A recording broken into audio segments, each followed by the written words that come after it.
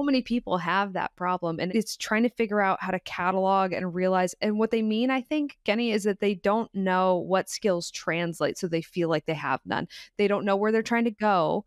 They think they might, but they're not sure. And then they don't know how what they do have translates at all, if any of it does, to something else. And so for most people listening, your skills do translate. And that is true whether you're thinking of your 16 to 20-year-old who's working as a lifeguard or working part time at a retirement home as a server. If you've been in HR or system administration for 20 years and you're now moving in, or sales for 20 years, it all translates. You just have to figure out how and what. The only other thing I was going to say is, so prerequisites, we all have skills. One of the best I've ever seen at is drawing this out of people. And again, you see it with people who've entrepreneurs, so folks who have never been in like a traditional corporate hierarchy, they get this a lot. And I think you and I have both kind of figured out how to work with it, but it's like, what am I actually good at? I do all of these things and obviously it's working. I'm not on the street broke. To be successful, you need to figure out create a system for what are my skills, how do I apply them for max leverage? That's a prerequisite. And then there also is this thing of, if you're going to work in this industry, you need to understand the language.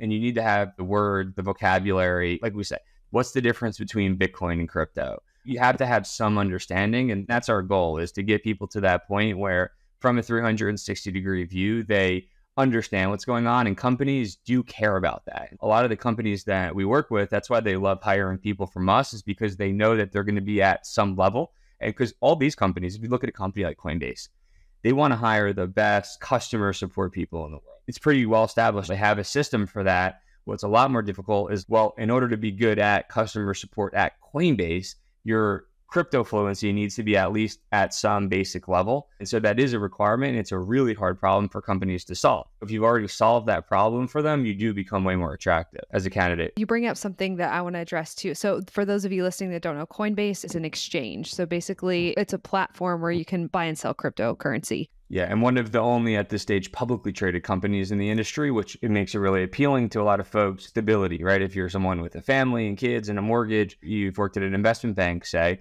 your whole career, there is something associated with, hey, this is a publicly traded company. Like, I understand this type of corporate structure.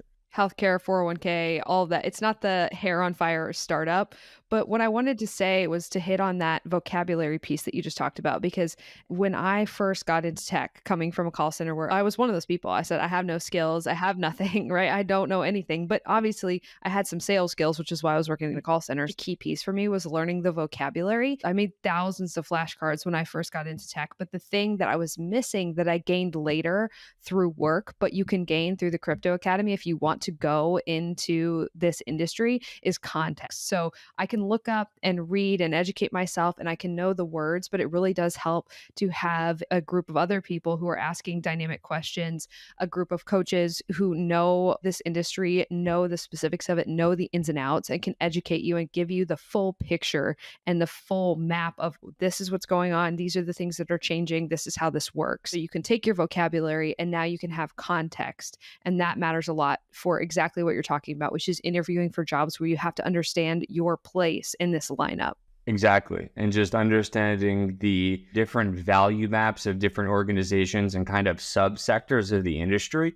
And so something that's really weird about Bitcoin and crypto, you know this better than anyone, is if you tell someone you're a lawyer, I'm an associate lawyer, you tell them what kind of lawyer you are, like they pretty much know exactly what you do. I'm an analyst at one of the bulge bracket investment banks. Okay, fine.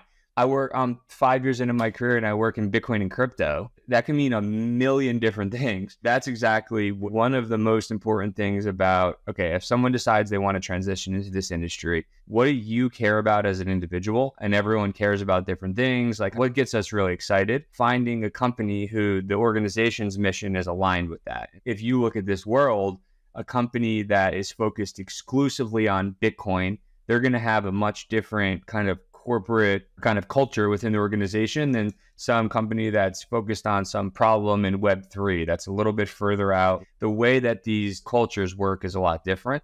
It's nearly impossible to navigate this when you're brand new. These nuanced things where it's like, there is no flashcard you can make. You start to get intuition over a certain amount of time. It is really helpful. You do see this in other industries, innovative industries like AI. There are certainly different cultures at these Gen AI companies. but it's even more pronounced in the Bitcoin and crypto world. Again, it's these kind of intangibles of like everything's so disorienting when you're first entering this world. I think that's something we help a lot of people out with, is just like kind of getting your bearings and understanding which way is up, which way is down.